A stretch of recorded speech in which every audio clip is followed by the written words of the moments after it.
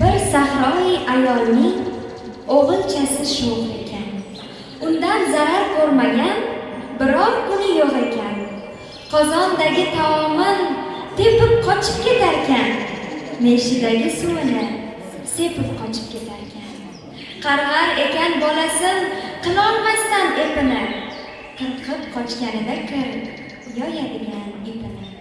Hoy ipimni qirqmagin, qalbingga ilm to'lgur, hoy meshimni teshmagin, Ka'baga imom bo'lgur. Sichqon dumin kesmagin, beozor bo'l, to'g'ri yur, g'arib yo'lin to'smagin, Ka'baga imom bo'lgur. Demas ekan juvormak, haromi maraz o'lgur, bitta ekan qarg'ishi, Ka'baga imom bo'lgur. Niyat ketdi, vaqt o'tdi.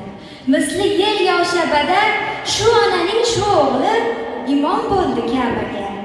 Ne shohi sultonlar orqasida turib g'oz, unga iqtido qilib o'qir edilar namoz.